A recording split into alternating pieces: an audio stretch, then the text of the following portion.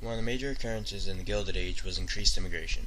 As opposed to old immigration, in which many Irish and Germans immigrated to the U.S., this new immigration brought Southern and Eastern Europeans as well as Asians. The immigrants included Greeks, Italians, Poles, Slavics, Serbs, Russians, Croats, Japanese, and Chinese.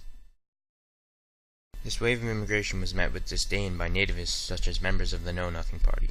The Know Nothing Party was a group of people who sought to limit or terminate immigration. One of the acts favored by the Know Nothing Party was the Chinese Exclusion Act of 1882. This act restricted the entry of Chinese laborers into the U.S.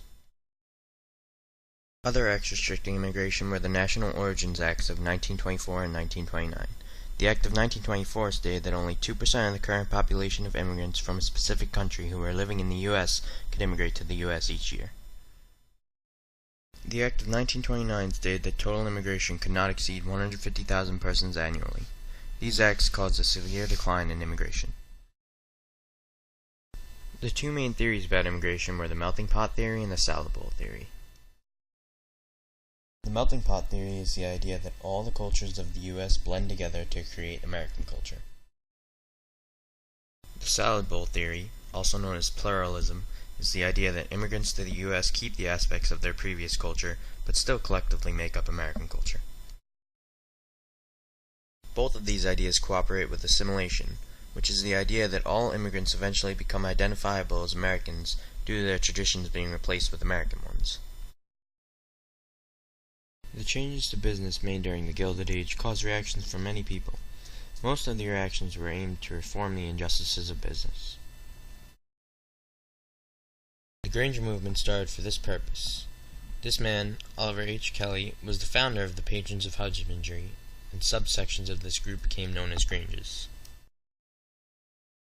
The Granger movement aimed to limit the power of railroads and grain storage companies to overcharge farmers for the transport and storage of their harvest. The railroads did this through pools, when companies worked together to limit competition, and rebates, the partial refund of money given to valued customers in order to gain their business. Granger state laws, which created maximum rates for railroads and storage facilities, were passed by Illinois, Minnesota, Wisconsin, and Iowa.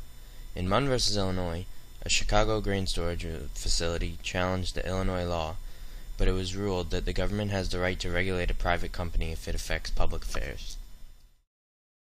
The Interstate Commerce Act was a federal law that regulated the monopoly of railroads by requiring rates to be reasonable and just. The act created the Interstate Commerce Commission, an agency that investigated and monitored railroads to make sure they complied with the act. The Sherman Antitrust Act prohibited all trusts, which are a way of destroying competition and creating a monopoly by having many shareholders from different companies transfer their shares to a board of trustees who divide the company's profits amongst the shareholders. Collective bargaining is the negotiation between a union of workers and their employer for better working conditions. The Knights of Labor was a very large labor organization that fought for conditions such as the 8-hour workday. The American Federation of Labor was another large union formed by a coalition of craft unions who left the Knights of Labor. The International Ladies Garment Workers Union was a very large union for women in the clothing industry, and one of the first unions that was predominantly female. Thomas Nast was a political cartoonist whose artworks helped to take down Boss Tweed, the leader of Tammany Hall, a corrupt organization that stole millions from the city through fraud.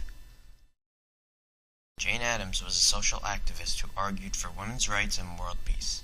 She co-founded the Hull House, a settlement house for European immigrants who were new to America.